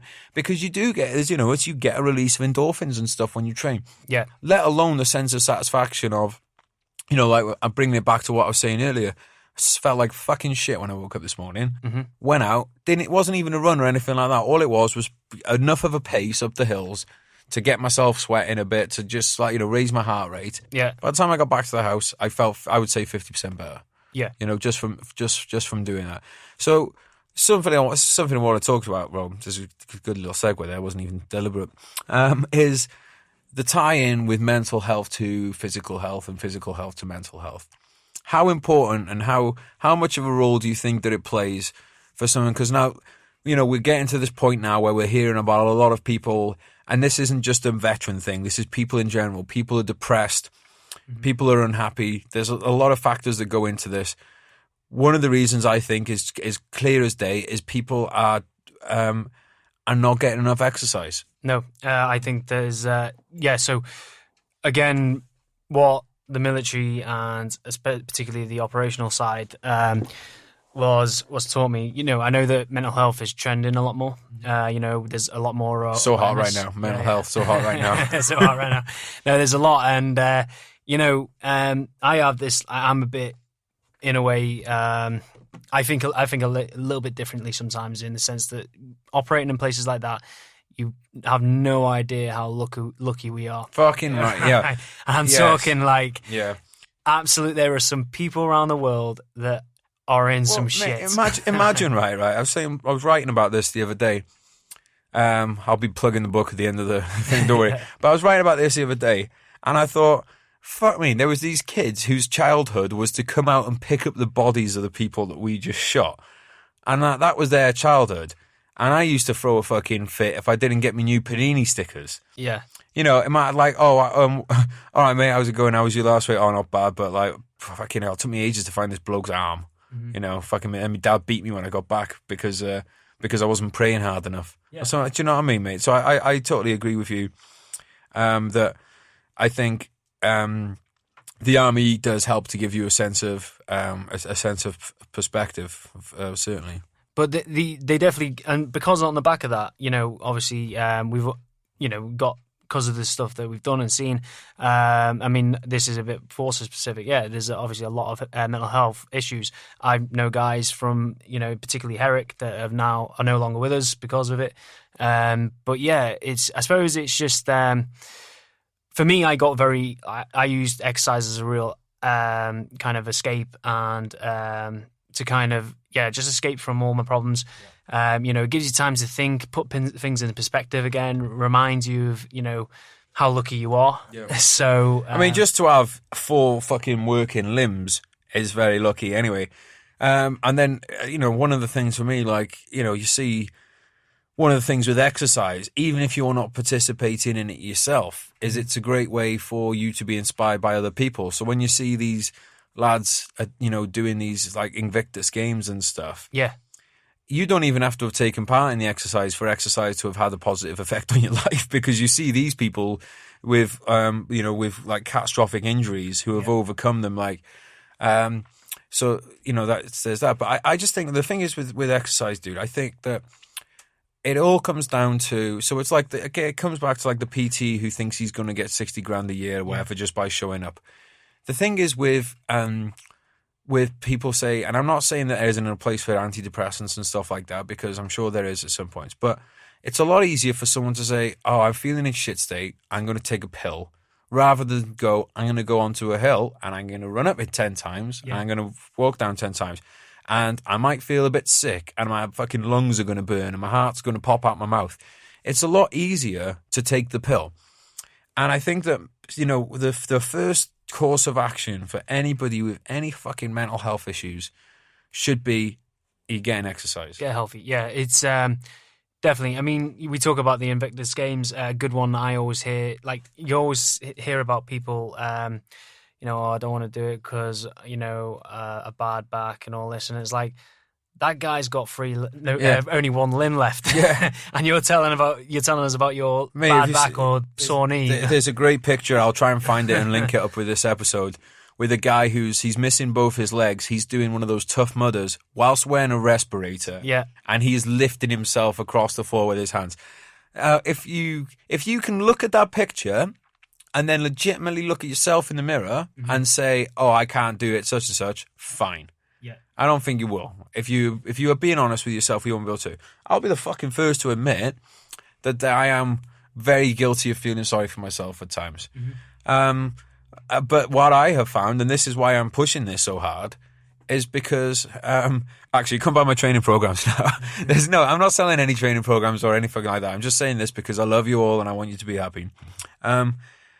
Since getting really taking my health seriously again, my fucking my mental health has got so much better, and I cannot see that there is not a fucking direct link between those two things. Try and do my exercise twice a day. Try and start the day with it. And just starting the day by getting the blood flowing and getting out there and doing something to push myself a bit. Might even not be like, I'm not talking about I get up in the morning and I put a big rock on my back and I I run 30 miles and then I swim the fucking channel. I'm just talking about going to the gym, knocking out some pull-ups, doing a bit of bench. It's not go competing. Yeah. I'm not talking about anything crazy. Like same as this. This morning, went out, walked for 40 minutes at a brisk pace. I didn't even run because I have GPMG gun and knees, and I did start to get back into running. And to be fair, I was starting to get the runner's high again, which was very nice. However, my knees and stuff were in fucking shit state. And I do think that you can get almost as many benefits from doing brisk walks and then throwing in throwing a bit of fartlek. So you do a little run here and there rather than doing I think there comes to a point where sometimes you might want to do it. Like I know, say, doing a steady state run of 6 miles would be maybe give me a nice runner's high, but it is probably going to be least. You got to weigh up. Is what I'm doing more beneficial in one area, but then is going to negatively affect me in another area? You have to add these things up. Yeah, and again, it's just starting off with the baby steps. For me, health and fitness is a bit like learning an instrument or a language. It's not devil's flute. Yeah, it's not a quick fix. It's consistent. It's ongoing. Yes. It takes practice as well. So I think that's a big one as well. And most of you do not live. Most of you do not live in this area. So this isn't this plug for Steve or PTs in general. Because I'll be quite honest, I think most PTs fucking shit. From what I've seen, most PTs are shit. So do not think that just by getting a PT all your things are solved out there. There is a very wide variety of PTs out there. I do think, though, that it is one where it can help to have professional help to get back into it to begin with. And that could just be by going to class. It doesn't mean it has to be, a personal training. It could be classes, or even just finding a mate who knows what he's fucking doing. Because it can be that you can go a few steps backwards, but don't overcomplicate things.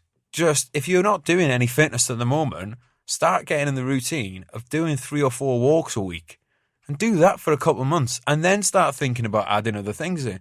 Just doing that, if you walk a couple of miles a day, 4 times a week, that will make a difference in your life, I'm telling you. Yeah. Most people have a lot of time left. So, you don't need to be super ripped in 8 weeks. It just is starting off by just doing something. Yeah, just doing something. And I think it's building, the first thing to do is building the habit of having, because the other thing as well, and this is one of the best bits of advice I can give to people about fitness, you have to look at fitness as time protected in your schedule in the week. You can't go, well, I'll do it when I've got the time left. No, first thing in the morning, get it fucking done, and say, this is the mornings I'm getting it fucking done. Because if you're saying I'll do it when I get the time, there's always something that's going to come up, and then you're going to, our brains are very good at justifying getting out of things that we don't particularly want to do. Looking for no. Yeah, looking for a reason to be like, oh, well, I would have done it, but you know what? The cat was looking like he needed a cuddle, so I thought I'd better give the cat a cuddle for a bit. There's always going to be fucking reasons to say no. Get out of bed in the morning, go for a walk, start doing that a few times a week, and then, build it up from there. The other thing as well with fitness is, if you're saying, I get bored going to the gym, don't go to the gym. Don't get out of the fucking gym if you go bored. You don't have to do something just because, if you enjoy playing football, play football. Yeah, there's some kind of physical activity that you are going to enjoy. Be it fucking go on a fucking trampoline for half an hour. Go for a fucking walk the fucking dogs. Start, instead of making the dog do all the running when you throw the ball for him. Maybe every now and again, just throwing a little bit of find somewhere, go and kick the football around with the kid. But instead of just you being there booting the ball and then making the kid go out for it, start move around a bit. There's loads of ways. Fitness does not have to be. In fact, the last thing fitness should be is go into the gym and walk on a treadmill. Why would you want to pay money to go and do that when you've got perfectly good roads outside? I don't get that. And if you've got a personal trainer who's standing next to you with the clipboard, making you walk on a treadmill all the time, getting you personal trainer.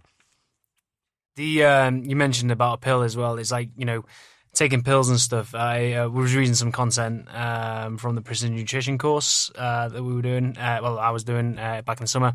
It was good. I'm really happy that the medical world's getting on board now. Yes. The worlds are kind of they're kind of converging, aren't they? Yeah. Well, I mean, it was just a pretty simple statement: is the fact that medicine is not healthcare; it's sick care. Diet and exercise is healthcare. Say that again. So we'll say that again. So from that, it's medicine is not healthcare; it's sick care. Boom. And exercise is healthcare. Boom. Boom. It's the National Medical Service, not the. Yeah, no, that's an awesome way of putting it. Think of preventative. Think of it as preventative rather. Okay, let's take this back. Let's say this back to the military. Think about it like this. What is it better to do? Is it better to have your fucking drill squared away so that you spot the fucking IED and the ambush that you're about to walk into, or is it better to be squared away on how to put a tourniquet on? Obviously, you want to be able to do both.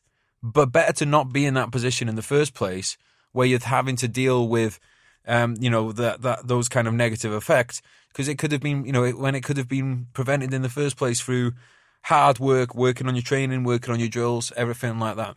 Like you said earlier, mate.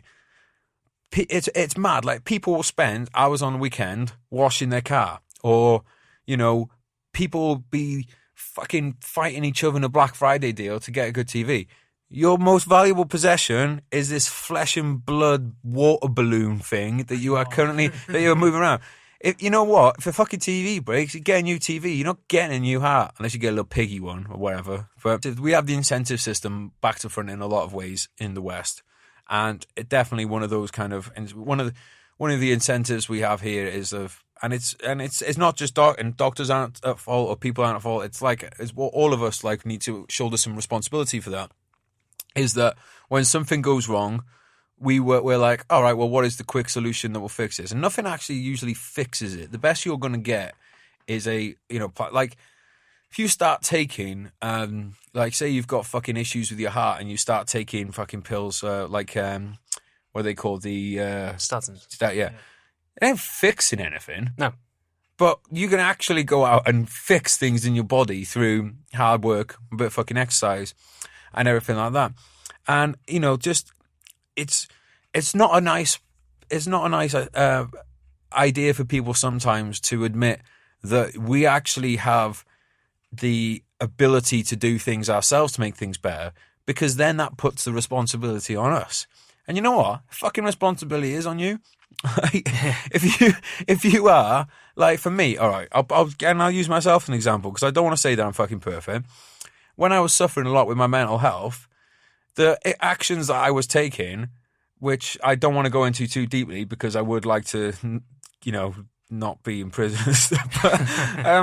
but I did a lot of actions in my life which were fucking stupid, and the responsibility of those are not on the army or anyone like that. They're on me, and the same for my mental health and everything like that. The responsibility, yes, you have the army has some kind of responsibility for looking after you if you were if you were a part of it and all this fucking regimental family and all that bollocks. But if I can't be asked taking 10 minutes a day to meditate and an hour to do exercise, why the fuck should I expect help of anyone else? Yeah. So if that is your attitude, sorry, mate, you need to man the fuck up and start grafting. And that doesn't mean that you're not allowed help from anybody else. Yeah. But you have to fucking do some work yourself, bottom line. I mean, with the whole mental health piece anyway, it's awesome that it's it's being more and more being made more aware. But I think as we talked about with the differences in opinions on the severity of individuals' cases, I'm seeing a lot of on social media. I just hope that people aren't using it to get followers and trends.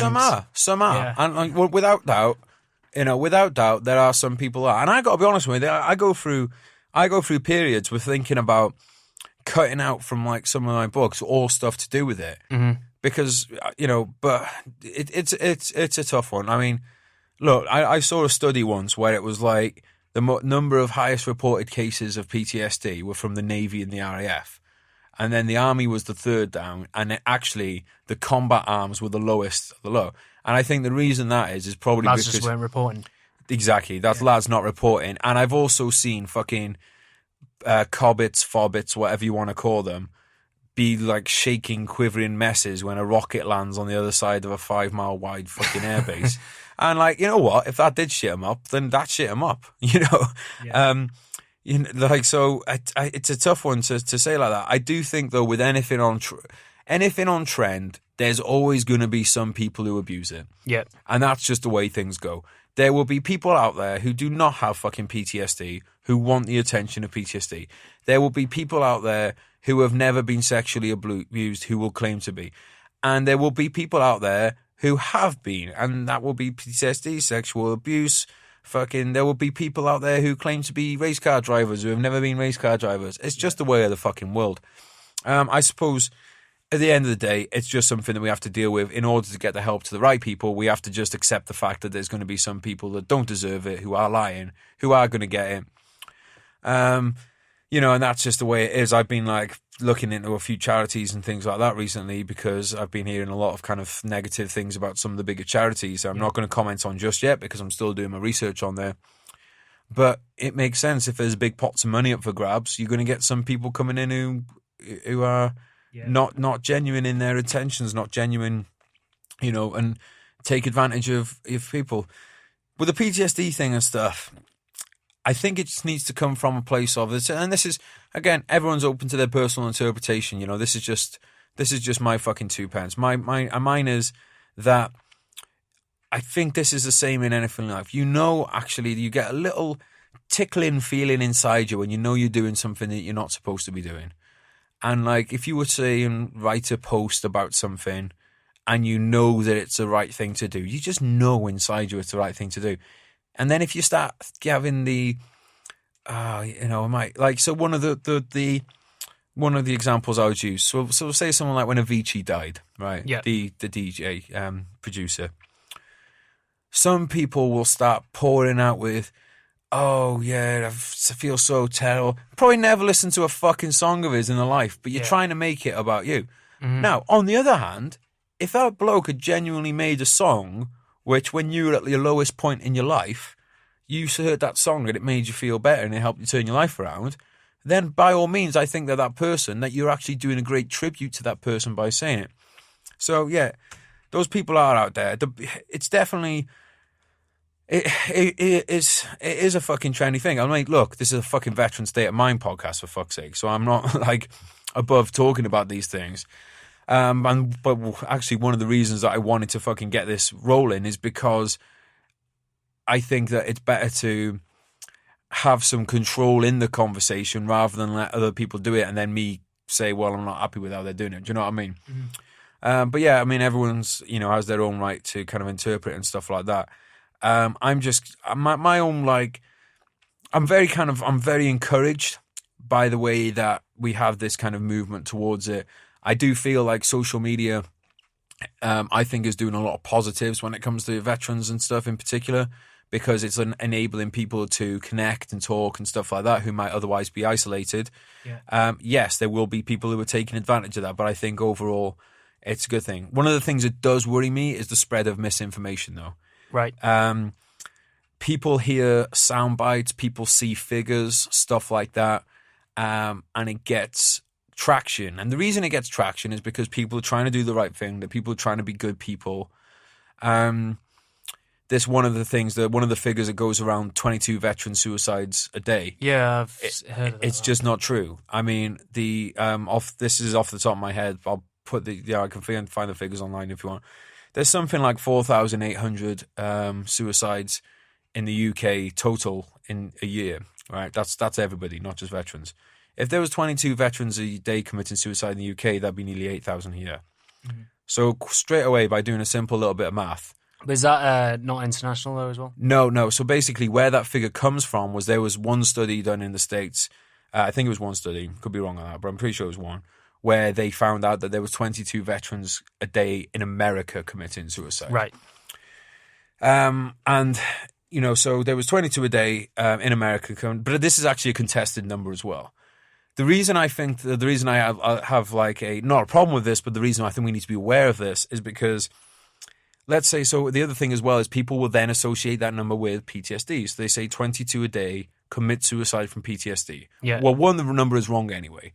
And second thing, there's not 22 from PTSD. Again, those numbers are too high. Yeah, they reckon, because the numbers are usually about that they think like there's about 20% of people get PTSD. Let's say there's more people not admitting to it. So let's say tops it's 40, but still those numbers don't add up for 22 a day. Why do I have an issue with this? Well, the reason is because let's say somebody went in front of Parliament with these numbers now, right? And said 22 days, and they get torn apart straight away. There could be very good parts of the over wider arguments that would go along with that. Yeah. But once you've been discredited on something so obvious, the rest of your arguments are not going to be getting taken seriously. So I have a bit of an issue with it because of that. The other thing as well is I just think if you're a veteran suffering with PTSD and you hear that 22 a day are killing themselves, you might just go, fuck this. Well, I haven't got a chance, have I? You know what I mean? And the other part is that, you know, there are veterans committing suicide. This is unavoidable. There are a lot of, and it's a huge killer in men as well. It might even be, I think it might be the biggest killer in men under 40. And huge numbers of young men committing suicide. Now, why is this? Those men haven't got PTSD. So why do we assume that all veterans committing suicide have PTSD? Could it not be because their marriages are breaking down? Could it not be because they're in debt when they leave the forces? Could it not be that they can't find other work? Could it not be that they're lacking purpose in their life now that they've left? If we round everything off and say, oh, this is all a PTSD issue, we don't look at those other issues and address those other issues. And if we don't address, if we go, oh, it's all down to PTSD, well, all those people where it's actually another issue are not going to get any help because there's this convenient little title to put on. And that's my big issue with the whole PTSD thing at the moment. And I say this as someone who was fucking diagnosed PTSD, but I'll tell you this. When I had PTSD, it wasn't just that. I also had crippling amount of debt. I also had issues with abusing certain things. I had no purpose in my life. I was like, what the fuck is that? What, like, now I've been a soldier, what the point? Is there any point in me being around? It's all those other things. So, you know, I really appreciate that there are people out there trying to, you know, help and stuff, but I do think it can get to a point where you're actually you're actually hindering, even through good intentions, the bigger picture. Yeah, I mean, it's as I said before, I know a couple of people, unfortunately, and to be fair, one wasn't PTSD. Yeah. You know, you know, we'll never know exactly why, but even still, no, and I know it's a common problem, you know, because I think it's sometimes down to a little bit of, you know, well, I think we just need to outreach to, you know, each other a bit more, like you would when you were in. It's just to look out for each other, just make sure that we're all right every now and then, pick up the phone, have a brew with someone, but actually take an action over it rather than just, you know, saying it if you think someone's out there is vulnerable, you know, and you're seeing it across a lot of the forces, like kind of pages, you know, if someone seems to be struggling, then, you know, it will get kind of fed out there to say, you know, which is great. Again, I'm only speaking from a reservist point of view as well. You know, we had a punchy tour in Afghan, hung around with the unit for a bit because of the old Chancellor thing that was going through, which we talked about earlier. But like a lot of reservists, especially if they've had a kinetic punchy tour, you remember they'll come home, they'll have pottle, and then they won't go back to regiment. They'll be just go on their own in their office job on their own, and with nobody that understands, you know, what they've been through and everything, and you know, getting tasked with bone things. You could be somebody sitting in an office, and everyone's like complaining about, oh, Derek didn't refill the water cooler, and you're thinking 2 months ago I cut someone in half with a machine gun. So it's literally I mean, we'll all impact and react differently. For me, you know, I saw traumatic times. I never actually looked to go to see if I had been diagnosed. I know I had symptoms after looking into it, you know, but you know, I never in the end. And to be fair, that's something I regret doing. But with that said, I managed to handle it a lot better than other people that I know. And to put a bow on this thing, I think you'd agree that fitness was massive. Fitness was a massive part. Massive. Definitely, if I didn't have my training or some kind of like purpose, as you said, like for me, it was like trying to grow a business. Then you know, I would be a lot lost if that was the case, if I hadn't turned it around like that. But I was going to say, but for me, it was all I actually found. Like even though people wouldn't understand, talking about it actually helped. Yeah, people don't need to understand, mate. Like, I won't understand what it's like for a woman to go through breast cancer, but it doesn't mean that I can't give a sympathetic ear to them. Do you know what I mean? So it's veterans, sometimes we have too much of a high opinion of ourselves, and we think, oh, no one else understands. Nobody goes through life without difficult times. Yeah. You don't have to have gone through exactly the same difficult times to understand it. But yeah, mate, I think if there's a lesson to draw from today, it's that, you know, people out there, exercise, find purpose, and you crack on from there. And right, I'm going to just dive into a little bit of a sales spiel when we finish, because I need to make a living. So guys, I've got a few books out at the moment, and thank you so much for the support you've been giving them so far. Check out my first book that came out, Blood Forest. Check out the sequel to that, Siege. Thank you so much for supporting those two. And right now as well, you can go on to Amazon and pre-order Brothers in Arms, which is my book about Afghanistan and what goes down afterwards. And Steve, are you on social media? Any of that stuff you want people to connect with you? Facebook, Elysium Health and Fitness, and Instagram, same again, Elysium Health and Fitness. We're just a small gym opened up in Chester, but we're actually looking to expand.